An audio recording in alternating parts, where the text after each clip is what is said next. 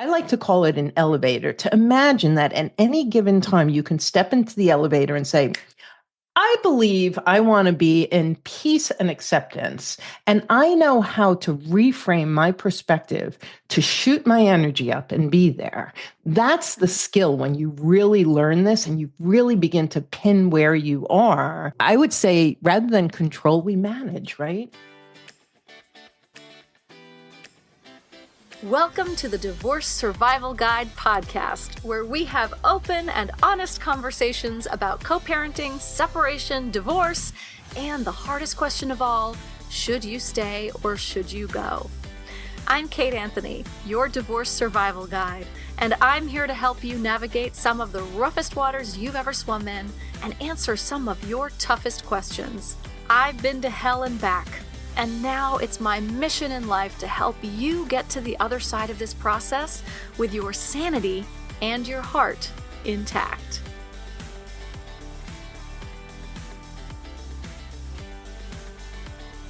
Hey everyone, welcome back. Just a couple of things I want to let you know about. First is that as of March 1st, the price for the Unbreakable retreat goes up. The early bird pricing will go away. So you have just a couple weeks to secure your spot at the reduced rate. And that's $500 off the full rate. And we still have one or two spots open, I think. Something like that. So please, if you're interested in coming to Sedona at the end of April and doing some amazing healing work with a group of gorgeous women and with me at the helm, get your spot at kateanthony.com/unbreakable. And as always, we are accepting rolling enrollment for Phoenix Rising, which also is a group of beautiful women, many of whom will actually be on the retreat. It's, ongoing enrollment. So join us anytime, kateanthony.com/decided. Today, I have with me my friend and colleague, Karen McMahon. And Karen, she is a divorce coach, and she's a wonderful, wonderful, I love my conversations with her because they always make me think, and the way she phrases things and puts things I always get aha and light bulb moments when I talk to her. So I just love it. So we are talking today about the concept of energetic self-perception. Really, we're talking about shifting your energy because we are, all of us, walking balls of energy, and we're constantly shifting between two primary states, our everyday selves and our stress response selves. Often, we are not at choice in those shifts. And so Karen is highlighting today the 7 levels of energy. She's sort of offering a framework that can help you recognize where you are on the emotional scale and then how to move towards greater awareness and empowerment. Super cool stuff. Really, really interesting. So without further ado, here's my conversation with Karen McMahon. Karen, thank you so much for coming on the show. It's been a while. Yes, and I always love our chats. I do too. Just, full disclosure, we've been talking for before we hit record. And finally I was like, I think we need to hit record. All right. So today we are going to talk about this really fascinating energetic self-perception. What do you call it? It's this energetic steps that we move through. Can you want to intro this? Because it's really fascinating. We are balls of energy. We are walking balls of energy. And so there are 2 different categories that our energy falls into. Everyday, lovely daily life, which many of our listeners are like, don't know what that is like, because they're in the other one. They're in the stress response. And so we have life when it works fine and how we are energetically, and then when we're under stress. And so the way we can measure this is through these 7 levels of energy. And I'm going to explain the context really quickly. So level 1 is when you feel like a victim. And if you think about a building, you're not in the basement, you're in the dungeon. Level 1 is I feel like a victim. My husband's been calling me all types of names. I have been struggling. I have lost myself. I don't even, know who I am anymore. So the thought is, I'm a victim. The feeling is apathetic. I'm hopeless. I'm helpless. I can't do anything. I've tried. I can't. And then the action is, I'm going to crawl under the covers and try again tomorrow. It's lethargy. So many of us begin in that place when we realize things are falling apart. Now, in contrast, let's look at level 7. And because we're talking primarily to women and mostly moms, I'm going to use childbirth. Now, maybe you had a complicated childbirth, but when you think about having brought the miracle of a living human being into the world, I don't know about you, Kate, but I remember, and mine at 26 and 28, like it was yesterday, that my feet didn't touch the ground for a week, that I felt such bliss and this miraculous experience that there was virtually nothing that could have upset me terribly. I felt exactly the opposite. And so it's good that you're saying that, because then what I want to ask you, for the people who would be like, yeah, me too, what is a time in your life? Maybe it was when you got your coaching certificate, when you did something big, when your book got released, Right. when a time in your life when you like all trouble melted away and you were just like you were one with. Yes, there was a period of my life. It's sort of, this is my peak experience, right? I think that what we're looking for, right, are these peak experiences when you felt like everything was just amazing and that you couldn't be fucked with. And that was, for me, I was doing a show. This is back in the day when I was still an actor. It was like 96 probably. So it's a long ass time ago. And I was doing a show. I was in Maryland. It was really beautiful in the summer. The show was a huge success, great reviews. But more than that, I was really deeply spiritually connected that summer. Like it was the first time that I had that sort of, I get, and this is actually before program. So before I ever had any real like, I have to like connect to a higher power.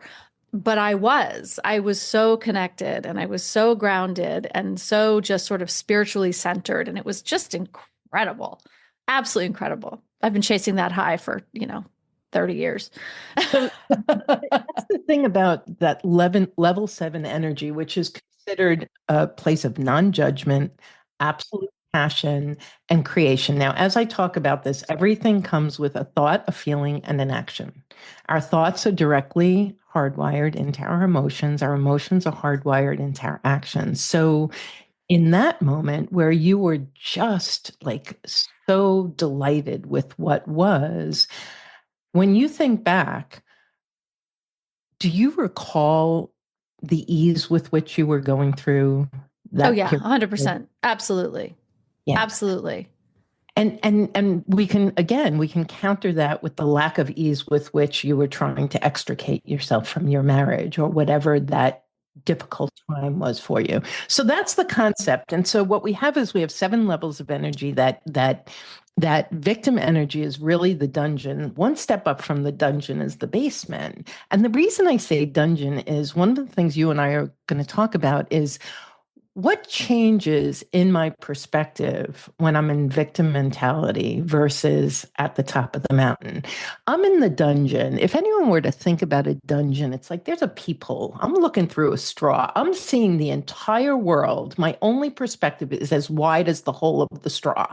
That's the extent of my perspective. When I'm in the penthouse, I have this 365-degree perspective. I can find choice. I can be creative. I can stretch to things that when I'm in the dungeon, I just can't. And I like to talk about this, Kate, because I think for people who are like, I'm there, it makes so much sense. It makes so much sense that by yourself, you can't stretch into a reframe or a perspective that's going to serve you better. You don't have the energy and you don't have the bandwidth for it. When we go from the dungeon to the basement, so we're going from victim to that one step up is conflict. Now, I've had clients go, I never fight. And it's like, yeah, but look at all the inner conflict you have. So, for those of you who are conflict avoidant, think about worry, stress, discouragement, disappointment. Like, think about all of the internal conflict. It's the same thing, whether it's internal, external. So now, you know how across the country we have those casement windows in the basement? They're not full windows, they're maybe like a foot and a half tall, 2 feet wide, so they're bigger than a straw, but we still have a very limited perspective, and we're at ground level, so all we're seeing are feet. Right? So Right. same thing when you're in that victim to anger. Anger is the thought is it's a conflict thought. What's wrong with this freaking human being, and why can't he change? Conflict. Why can't the court be different? Conflict. Why can't my kids, my teenagers behave better? Conflict, right?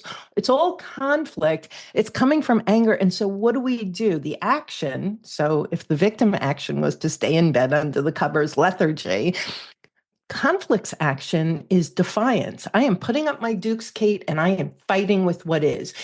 I can't believe he this. It shouldn't be that. It's this whole fight. It's all conflict. Level 3 is I call it, this is not what my program called it, but I believe level 3 is the gateway. Level 3 is the gateway from the hell of victim and conflict up to all the shades of love. And so level 3 is, can I take personal responsibility for my part in where I am right now? That's the thought. The thought is the personal responsibility part. The emotion is plugging into forgiveness. Can I forgive myself for picking this spouse, for staying as long as I did, for losing my voice, for yelling at my kids because I'm on my last nerve? Can I forgive where I'm at? Then it takes time, took me years. Can I forgive them for being who they are, for being wired the way they are, for behaving the way they are? Not forget. Forgiveness, by the way, is cutting the ties that bind you to your anger and bitterness. It is not standing on a pedestal and saying, I bless and forgive you. That's not what forgiveness is. Forgiveness is all about us. And so what comes? The action, right? So we went from lethargy to defiance to cooperation. And that's what I love about level 3. It's like, I may not like it. I may be kicking and screaming a little bit, but I am going to cooperate with what is. And that's where I think people get to the, I'm going to end. I'm scared shit. And I'm still going to end. And I'm worried how it's going to affect the kids. And I'm still going to end. And I'm going to find support. And I am going to cooperate with what's going on, because that is me taking responsibility, me forgiving myself, and me moving on. So level 3 opens up. And then all I'm going to say about 4, 5, and 6 is level 4 is I'm concerned. I have compassion, right? That's the emotion. And I serve. So many people who are codependent can confuse level 1 or 2 codependence with level 4 caretaking. So for instance, at level 4, I am ditching my girlfriends, not because my kids won't love me if I don't help them, because I love them so much I want to help them. I choose service. I choose to help them. I have compassion. I serve. So level 4 is really interesting, and it can be confusing, especially for women who are so service oriented. And I would really like to talk a little bit about that when we get into it, and tell the difference between, for instance, codependence and strategic. Could be level 2 versus level 4 energy. Level 5 is reconciliation, peace, and acceptance. I am reconciling with what is. I am going to find a win-win with what is. I am going to be in peace, and I am going to act in acceptance. I accept what is. And level 6 is creativity and wisdom. I would love for us to talk about level 1 through 4 today, because that's where most of our clients live. And my hope is that as your listeners hear this paradigm and can maybe even pin where they are and start to pay attention to that energy, in any given day, we can go up and down the elevator of our emotional energy all day long, right? We've all done it. It's like you're having a great day and then something happens and you're miserable and you're down in the dungeon and what have you. I think this is so fascinating. And I want to talk, there are a couple things I want, because the level 3 the forgiveness and the cooperation, my first thought was, oh, that sounds like acceptance. So what's the difference like between cooperation and acceptance, Right. forgiveness, and right? What are the key differences there? So with level 3, so there's two types of energy. Catabolic, a cancer cell is catabolic. It's a life depleting cell. Catabolic means life depleting. Anabolic means life enhancing. So as we go up the energy level, victim is life depleting, conflict is life depleting. Our gateway of forgiveness, I'm pretty crunchy and grumpy and unhappy, but I'm working on it. So I'm still like half catabolic. Got it. Whereas when I get up to win-win, right, peace and acceptance, I'm like, I have very little catabolic. I'm mostly like, I am there. This is for me. I don't know how yet, but damn it, this is for me. I'm going to figure it out and I'm going to be happy about it. And not like a lipstick on a pig type thing. This is that internal mindset and emotional regulation work. Fascinating. Okay. Got it. So, for instance, I can cooperate. Let's say, tell my spouse I want a divorce. We're living under the same roof together. I'm arguing with him. I'm disliking him. All of this is going on, but I can set certain agreements and I can hold to those agreements. And I could try not to step on that bloody, slippery slope of bitching and complaining about him all the time. I can choose, because I'm at that gateway, to go, do I want to go there? Do I want to go into that more depleting energy? Nah, it's not going to serve me. I'll stay here. Far from acceptance, but I'm cooperating. Got it. And it sounds like the gateway is almost like the move from reactive to sort of being consciously aware and then therefore at choice. Yes. And I know you have the image, so you'll even see, like, you go from self, right, where everything is about me. Anything anyone says or does is being done to me. And then when we emerge into this next level of self-mastery, right, it's like, okay, I can reframe this. I can rationalize what's going on. I can begin to adjust the way I'm perceiving it so that it benefits me. Not so I'm putting lipstick on a pig, so that a change in my perspective, because I don't know about you, but my clients, it amazes me when people come to me and truly believe that there's only one perspective. Mm-hmm. Mm-hmm. Okay, we want to stretch you to understand what reframe is, because there's always a lot of perspectives. If you're looking at an accident, there's 4 corners. Which corner are you on? You're seeing a completely different accident on the northwest side than the person on the southeast side. So level 3 is that reframing, justifying, rationalizing, so that I can enhance my energy and I can be more effective in what I do. And forgiveness comes in because, as you and I know, there's so much self-loathing rather than self-love. I know my inner critic was, if I was totally honest, at times nastier than my ex-husband's voice, which is shocking to even say, but it was bad. So self-forgiveness is vital for us to be able to come alongside ourselves and cooperate with this big transition we're about to go through. I sort of see this as a move through, I mean, as all of these stages, to each one is a step towards greater emotional intelligence, right? And for me, emotional intelligence is really about conscious awareness of our thoughts, feelings, actions, and therefore actually being able to, I don't want to say control them, but being at choice, being able to say, right, as you were saying with cooperation, it's, I don't like it, I'm kicking and screaming, but I know it's for the greater good, fine, or it's strategic. It's okay, sure, honey. If that's what you need to believe, right? Because we're not going to go backwards into conflict and defiance. How dare you fucking say that about me, right? It becomes a, okay. Because it's more useful to cooperate. It's more useful to go, Yeah. okay, let's go with that. Let's go with that. Yeah. And so you're right. As you go up, and again, It's not like we leave victim and conflict. I probably was in it this past week myself, once or twice, if not more.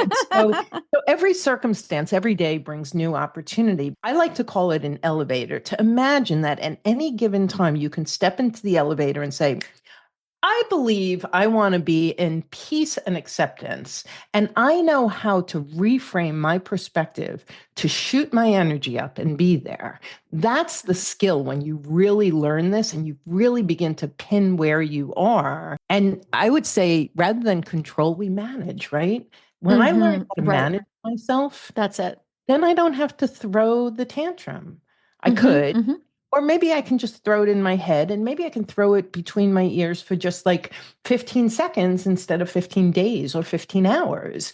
That's the management in emotional intelligence. And that's exactly what this energetic chart, this just gives us a structure to see. It's almost like the map in the mall. Where am I? Where am I today? And guys, I just want to say that there is a visual representation of all of this, which will, if it's okay with Karen, we'll put in the show notes.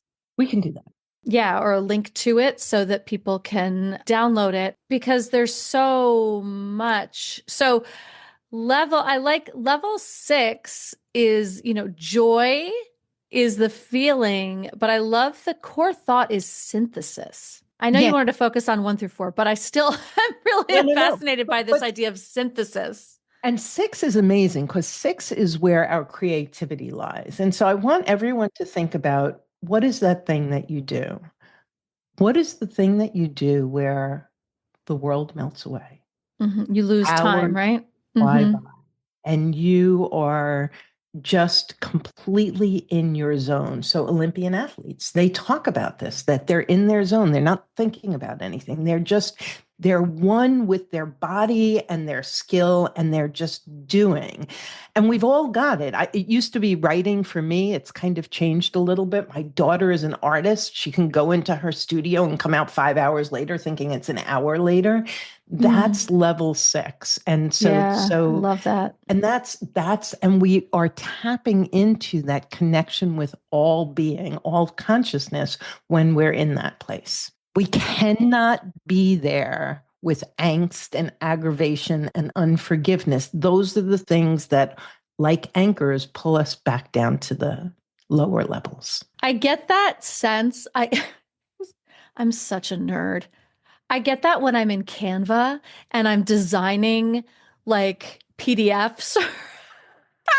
Kate Anthony, when I'm in Canva, I'm in level 2, like WTF, nothing works. I don't know how to do anything. Time is flying by. I'm wasting my time. So just like our childbirth story is different, my Canvas story is opposite of yours. Right. I get so like detail oriented and anal, and I get fixated and I get frustrated. There are periods of level 2 and frustration and fuck this. And then I'm like, oh wait, okay, I'm gonna do it that way. Oh yeah. Okay. That works. Yeah, that's perfect. And so you're tapping into your creative juices and so the coolest thing about this, and for all of you who are toward the tail end of your divorce, the opportunity to step off the battlefield, put down the sword, stop bitching and complaining about how he shows up. He shows up that way. He's going to continue to show up that way. Just let it go. You can then levitate. You can levitate to compassion, peace, joy, absolute passion. Those are all levels that are available to us. And the interesting thing about victim, I was just on this rich bitch 25-day manifesting program this morning, and she was talking brilliantly about when we face a circumstance and just go down to that victim energy, we immediately attract what we don't want. And she was talking about being in an airport and her ex-husband putting her not married name, his name on the ticket. So here she was about to go on vacation and she couldn't because the ticket didn't have her right name. And she said in that moment, she heard her head go, that son of a bitch. And what the, and I never even took his name anyway. And she walked away. She took 5 minutes. She regulated herself and she shifted up to, I want to say, level 5. This is for me. There is a way that this is for me. There is a way that this is benefiting me. And I'm going back to that desk with this beautiful energy and I'm going to embrace what it is.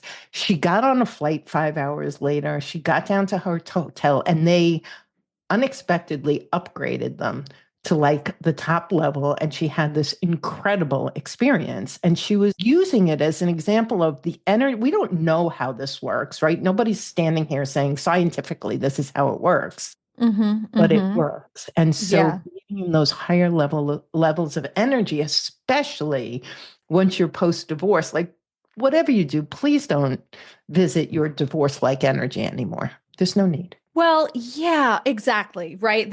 I talk about this all the time. I talk about, and I love it as an energy conversation that when we get divorced, we do all the legal work, we do the legal separation, we do the financial separation, we do the physical separation. And so often we forget to do the energetic separation. It's natural, right? Because self-preservation taught us to have our focus on them all the time. And like, what are they going to do next? And in order to keep this thing together. But once you've separated this thing out, like you really have this opportunity to shift your energy.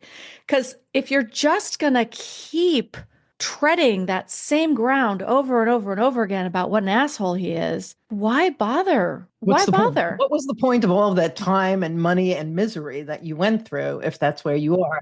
And the truth is, like, we have an amygdala and we are going to react like the saber-toothed tiger is going after us. But if you're even at level 3, you can go, wait a second, it's not a saber-toothed tiger. And while he barks, he can't bite me anymore. And you just drop it. You just drop it like a tennis ball and you just get on with your day back up at the higher energy. So nobody's suggesting it doesn't take work. And that's right. I was going to say, everybody's had their own journey. And the more traumatized you've been, the more healing you need to do. This is a paradigm to help you always see where you are and to always take full responsibility for what you choose. And that's the piece I want to say. Once you know, you do choose. I was just on a phone with a client this morning. She's 8 to 10 years post-divorce, and her slippery slope of going into the I can't believe and bitching and complaining 8 years later. Now, does she have misery going on for 8 years? Yes. And still, when I can bring her back to, is that the choice you want to make right now? She doesn't. So it's the awareness, it's that emotional intelligence. If we're aware, if we can see the tells in our body, I'm triggered, I'm tight, I'm angry, I'm biting my tongue, I'm ignoring my kids, whatever it is there a better way for me to handle this right now? Simply dialing up to another level. Can I go from conflict to responsibility and forgiveness to, can I go to concern, compassion, and service? Can I just go there? There's always a step up that you can take. And when you start doing this on a regular basis, it is like having an elevator inside of your body. You know, you and I have very similar paths through this stuff. And you and I did, have been working on the ability when I was early in my recovery journey, my first 6 months in Al-Anon, and people would say to me like, you can be happy despite what he's doing, despite the way that your mother is behaving, because I was so rooted in number one, rooted 1 and 2, 1 and 2, 1 and 2. I could not conceive of being able to be happy if these people were hurting me, right? Like, because my entire identity was so wrapped up in what they thought of me, how they treated me, all of those things. And I think so many people, look, it took me, and I'm not trying to scare people into this, because also, by the way, we weren't having these direct and sort of scientific conversations about this. We didn't have podcasts to learn this, right? I was going to No like, divorce coach, no podcasts. right. So, but it took me like 20 years. I mean, it didn't really, right? Ultimately, probably after, a year of recovery work, I started to being brought back to step one, always being brought back, right? When I first got to Al-Anon, I had an amazing black belt sponsor. Every time I called her with, nah, nah, nah, nah, nah, nah, yeah, nah, nah, nah, she would just say, what step are you on? And I'd be like, step one. She said, what's the step? What does it say? We admitted that we were powerless over other people and that my life has become unmanageable. She's like, okay, are you powerless over them? And I'd be like, uh-huh. Is your life unmanageable when you're trying to when all you're doing is thinking about what they're, doing and blah, blah, blah, blah. Is your life becoming unmanageable because you can't stop thinking about it? I was like, yes. I was like, okay, great. And in doing that, she shifted you up to a different level. That's right. That's right. Every That's the time. reframe. That was the perfect example of the reframe. Yeah. And so, for those of you who are not familiar with 12-step work, really the idea of being powerless is not about not having choice. It's about knowing what you actually have choice over. Because I am powerless over the way other people treat me. I'm powerless over what they say. I'm because I am not them. They are not me. There is a differentiation between the two of us. And when I think I can control them and how they think or feel or act, then I'm actually in violation of their boundaries. And what we're talking about today is your journey of empowerment. You grow more and more and more in choice, and you can't grow in choice until you grow in awareness. And so as we become more aware of where we are and we're stuck because we're looking at the closed door and someone goes, hey, sweetheart, turn around. There's an open window with sun shining through right behind you. We begin to reframe. We begin to levitate up. And, Kate, I'm in like 5 programs right now. This is like my year 2025. I've decided I need a big growth spurt. And I just learned something incredible about myself that I didn't know, or I knew, but I didn't know I knew. And that is that I have a really terrible relationship with time. And I am reading The Big Leap by Gay Hendricks, and I've got a group of people doing the Big Leap year. So every day there's a page. And they talk about Einstein time. And so it's this brilliant concept, which I'm not going to get into. But what I realized was how catabolic I am, how level 1 and 2 I am around time. I never have enough time to launch my programs. I don't have enough time to get my website up. I don't have enough time for this. I have too much time for that. I'm hurry scurrying here. What's with the bloody freaking time? I don't honor time. I don't love time. And I say this to you on this episode because this is a journey of a lifetime. And when you figure it out with your ex, you're going to have an emerging adult, or you're going to have a next door neighbor or a boss or a new lover, or you're going to find out that you have a shitty relationship with forgiveness or time or intimacy or something else. It's all there for us. And so for me, I'm looking at this and I'm going, wow, while I may live in the higher levels in all of my relationships because I've done so much work there, when it comes to my 2 this year are money and time. And if I don't learn to love them and honor them and respect them and be open-hearted toward them, I will not be in level 5, 6, and 7 with them. That's right. And I love what you're saying, though. This is the way that I feel about these things is that we are always growing. And if we're not, then we may as well just cash it in. Right. So when we find these things out about ourselves, we have the opportunity to go, oh, holy shit, cool. There's something more to do. Obviously, the first reaction is usually, oh, fuck, there's another layer of that fucking onion. And then we go, all right, here we go. We know how to do this, right? As opposed to just like, what's wrong with me? I'm such a failure. I thought I had it all together. I'm right back down to level 1. And like you get to touch level 1, right? Like you get to sort of bounce down in the elevator, but just know that the elevator goes up. So we have an assessment that we do where someone answers, I don't know, 100 or so questions. And what's so cool about it is you get to see what your primary and secondary level is under normal circumstances, and then what it is under stress. And as you can imagine, all of us plummet most of our energy down to 1 and 2 under stress. I've met 1 or 2 unicorns who had very little bit, and I was like, wow, okay, you're enlightened. I want to know what you're doing, or you lied, one or the other.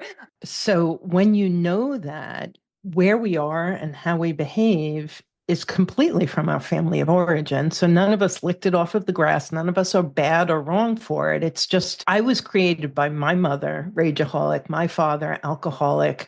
I was raised with my 2 sisters, and this is my life experience. And I did experience whatever trauma and crisis throughout my life. And so all of that is what I bring to my 63-year-old self today, and how I navigate the world. And to your point, as long as I'm always willing to say, where can I stretch and grow? Where can I be better? Where can I make my life better? Like, how could we not want to do that? I had a client go, when the fuck is this done? And I said, when you're 6 When feet you're under dead. and when you meet your maker. Like, that's it. Like, that's it. That's And right. That's right. not to do any of it. I know plenty of people who aren't doing any work. It's courageous. Those of you on this podcast, those of you working with Kate, I mean, this is the work of the courageous. This inner work, this understanding ourselves, this reframing, this striving to be the best that we can be is not for the faint of heart. It is for the courageous. Mm-hmm. Absolutely. Absolutely. And look, if you're facing this shit, and again, as if you're listening to this podcast, you are already courageous. You're already looking. You're already like lifting up the lid of the Pandora's box going, oh fuck, oh fuck, oh fuck. We're here to say it's okay. And there's a framework to help you through this. And we don't do this alone, by the way. We don't do this in isolation. We don't do this. We don't go, oh, okay, I'm gonna work on my apathy and anger. Yes, but also we do this with coaches, with therapists, with groups, with other women who are going through this as well, with sponsors in 12-step programs who go, okay, what step are you on? Who reflect back, who help us to see where we're stuck, who help us to see the open door that we're not looking at 100%. And I would say a great place to start, if we were to give you an action step, is just start with your inner critic. Every time you hear your inner critic, is that a level 1 or level 2? What is my role with the voice that's in my head? Can I forgive my inner child for going, oh, fuck, please don't make me do that? Can I forgive my inner child? Can I come alongside? Or can I forgive my judge, my saboteur, whatever it is? And how does that shift the inner dialogue? So if you do nothing else, just play with shifting your inner dialogue. Notice when you're like, oh my God, girlfriend, you're rocking it. You look gorgeous. Look at how beautiful you got dressed to go. That's your inner voice, high anabolic, as is the one that we often hear, which is not so nice. And so just play with that. What level of energy is this? And how do I go to level 3 and reframe it if it's negative to boost up and see how it works? Amazing. Before we close out here, I wanted to talk about one of the things in these rings in this handout is about faith. And levels 1 and 2, I see there's no faith, right? You have no faith. You have no faith that things are going to go well. You have no faith that things are going to turn out for you. You have no faith that you'll ever get out of this situation. And then in the levels 3, 4, and 5, it talks about outer faith. And then what's really interesting is that 6 and 7, it says inner faith. Can you talk about the distinctions between the outer faith and inner faith? Yeah. And if you look, there's 3 different levels. And so 1 and 2, we're so self-focused, not in a look at me, aren't I great? In a everything that's happening is being done to me, is here to hurt me. Then we go to self-mastery, and that's the outer faith. And that's when we begin to do the work. That's when we begin to reframe. We begin to see that as we change, we have more choices. And so we're trusting in something, but it's kind of just the feedback from the world. As we're getting better, it's like, oh, okay, this does work better if I do this. And so we're going from totally egocentric, everything's about me, to, oh, I have some agency and I can make things happen. When we get to level 6 and 7, there's such a depth of connection with all consciousness, with God, with all creation, with the universe, whatever your words are language. The energy is the energy of love. When we're in level 6 and 7, we're in the energy of love, which is the energy of God, universe, creation. And that's when we trust on such a deep level. That's when, and if you think about it, when you're in your skill, right? Like, so whatever, I love writing. I sit down to write. I trust my skill. I trust what's coming out. I am so connected. Whereas when I'm a victim, I am so bloody alone in my head and not connected to a thing. And so those top two is self-transcendence, because it's like I am going beyond myself, beyond my own thoughts. I am connecting to something so much bigger. I am in being. I love it. I love this framework. This is so exciting and useful. Karen, is there a link where people can sign up to receive this? Can I create that for you? You absolutely can. And it will be in the show notes. And then where can everybody find you? You have a great podcast, the Journey Beyond Divorce podcast. Is that's the title of your podcast, right? Everything you do is Journey Beyond Divorce. And we just recently launched our new website. So jbddivorcesupport.com is the website. Journey Beyond Divorce is the podcast. I think we're at 380 episodes and growing. Would love for you guys to tune into that. I would love to give you the gift of this energetic perception chart. I would say print it out in color, hang it on your refrigerator, near your computer, in the places where it would serve you best, and really play with it. And then I would love to just offer a free gift of, we offer a rapid relief call. It's a coaching session. We can simply talk about this energy paradigm or anything that you're going through and how to get unstuck. And so rapidreliefcall.com is a quick way you get me personally. So just book a call and we'll see how we can support you. That's great. I love it. Thank you so much, Karen. I love you. I love everything you do. And I'm really, really happy and honored to be in this whole journey with you. Right back at you, girlfriend, 100%. Thanks for tuning in to another episode of the Divorce Survival Guide podcast. If you like what you hear, head on over to Apple Podcasts or wherever you listen in and leave me a review. And don't forget to follow me on Instagram at the Divorce Survival Guide. I'll see you next time. And until then, remember, you, my love, deserve to be happy.